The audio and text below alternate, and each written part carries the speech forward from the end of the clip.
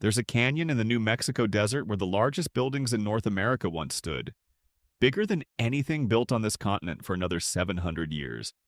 And one day, the people who built them got up and walked away. Not fleeing, not screaming, walking. Picture it first. A canyon of pale sandstone cliffs, sun-bleached and silent, cutting through a landscape so dry that today it barely supports a few scattered ranches. Now imagine that same canyon, 900 years ago, alive with smoke from hundreds of hearths, footpaths worn deep by traders arriving from turquoise mines 400 miles away, and voices echoing off walls 4 stories high. This was Chaco, and for 6 centuries, starting around 850 AD, a civilization rose here that shouldn't have been possible. No wheels, no draft animals, no metal tools. And yet they quarried sandstone by hand, block by block, and hauled entire forests of timber from mountains 50 miles distant. An estimated 200,000 trees, carried on human backs across a landscape with no beasts of burden to help. They raised more than 200 multi-room complexes, some housing over 600 rooms under a single roof.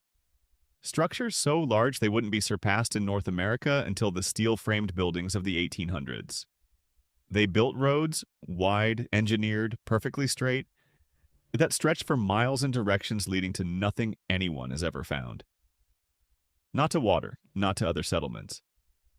Just straight lines cut into the desert for reasons we still don't understand. And they aligned their walls with obsessive precision to the sun, to the moon, to the exact points on the horizon where light would strike only on the solstice and on no other day of the year. This wasn't a village. This was one of the most sophisticated, most deliberately engineered societies on Earth, and almost nobody outside archaeology has ever heard its name. Then, around 1150 AD, they left. Here's where it gets strange. For decades, the story handed down was simple. Drought. A brutal multi-decade dry spell struck the region right around the time people began disappearing from the canyon, and for a long time that was the whole answer. Case closed. Nature won, humans lost, end of story. It's a satisfying story. It's also increasingly an incomplete one.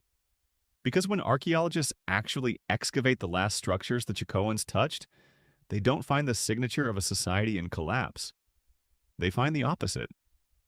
At one of the final great houses ever built here, researchers uncovered the roof of a massive ceremonial chamber. A roof so heavy it weighed an estimated 90 tons. And that roof wasn't burned. It wasn't crushed by disaster. It was carefully, deliberately taken apart, beam by beam, in a process that would have taken a coordinated crew weeks to complete. People in the grip of a desperate, starving exodus do not spend weeks methodically disassembling a roof. People who are finishing something on purpose do. So, if it wasn't only drought, what was it? The theories start piling up, and each one is stranger than the last. Some researchers point to warfare. At nearby sites like Sand Canyon and Castle Rock, archaeologists have found unmistakable evidence of violence. Burned structures, skeletal trauma, and in a handful of disturbing cases, signs consistent with cannibalism, suggesting that as resources tightened across the region, neighbor eventually turned against neighbor. Others argue for something closer to the opposite of a crisis, that Chaco's culture, once a bold new movement that swept across the entire Southwest and reshaped how people farmed, worshipped, and built, had by then hardened into rigid tradition, a set of hierarchies and obligations that later generations no longer wanted to carry.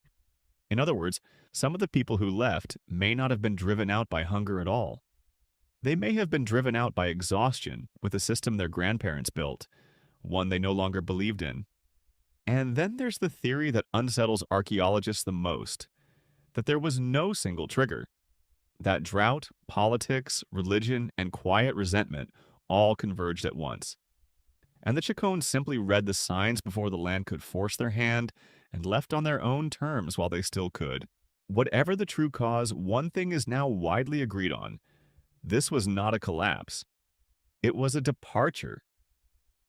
The people of Chaco didn't vanish into myth.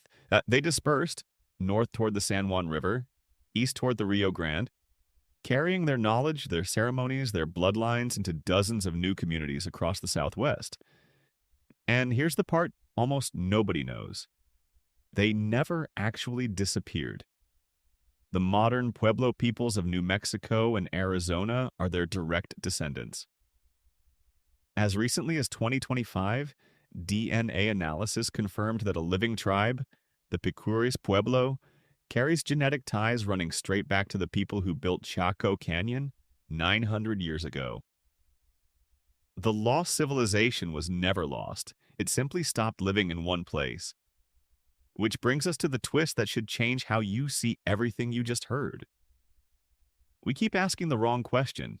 We keep asking why they left, as if leaving were a failure, but the Chacoans didn't abandon a home in defeat. They completed a monument, and then they closed it. Every road built to nowhere, every wall aligned to a dying winter sun, every roof taken apart by careful, unhurried hands. None of it looks like collapse. It looks like an ending written on purpose by people who understood something we still struggle to accept: that the true measure of a civilization was never how long it managed to stay standing. It was what it left behind and who chose to carry it forward. Somewhere in New Mexico today, someone is still living by rhythms their ancestors set 900 years ago inside that same canyon of pale stone. The empire never fell. It just changed its address.